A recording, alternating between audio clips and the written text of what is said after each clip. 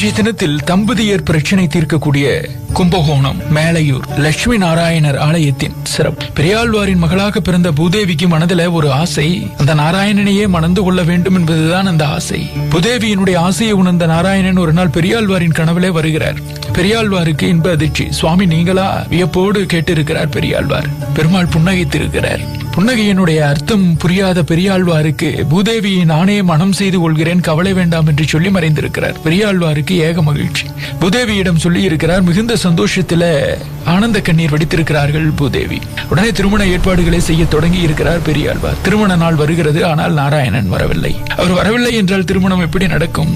பூதேவி தவித்திருக்கிறார்கள். அந்த இக்கட்டான நேரத்தில் பூதேவிக்கு உதவ முன்வந்தாராம் கருட பகவான். தாயே, நான் போய் நாராயணனை அழைத்து வருகிறேன் என்று கருட பகவான் சொல்லி இருக்கிறார். நீ இந்த உதவியை செய்ய என் இருப்பிடத்தில் உனக்கு நிரந்தர இடம் தருகிறேன் என்று பூதேவி சொன்னார்களாம். கருட பகவான் சென்று நாராயணனை அழைத்து வர பூதேவி நாராயணன் திருமணம் நடந்திருக்கிறது. இந்த புராண வரலாறு நடந்த ஆலயம்தான் மேலையூர். இந்த தலத்திற்கு உன்னதபுரம் என்கிற பெயரும் இருக்கிறது என்கிறார்கள் ஆன்மீக பெரியோர்கள். கிழக்கு திசை நோக்கி அமைந்திருக்கக்கூடிய ஆலயம். கருடாழ்வார் சன்னதி, தொடர்ந்து மகாமண்டபம், வலதுபுறம் ஆஞ்சநேயர், இடதுபுறம் விநாயகர் என ஆலயத்தில பலரும் அருள் பாலிக்கிறார்கள். அர்த்த மண்டபத்தை தொடர்ந்து கருவறையில லட்சுமி நாராயண பெருமாள் அமர்ந்த நிலையில சேவை சாதிக்கிறார் என்று சொல்லுகிறார்கள் ஆன்மீக பெரியோர்கள். அவரினுடைய மடியில பூதேவி அமர்ந்திருக்க, பீடத்துல ஒரு புறம் ஆஞ்சநேயரினுடைய திருமேனி, இன்னொரு புறம் பூதேவி கருடாழ்வாருக்கு வாக்கு தந்த கோலத்துல காட்சி தருகிறார் என்கிறார்கள். ஆலயத்துல இருக்கக்கூடிய இறைவனினுடைய தரிசனம் என்பது புண்ணிய தம்பதியரின் பூலோக தரிசனம் என்கிறார்கள் ஆன்மீக பெரியோர்கள். இந்த ஆலயத்துல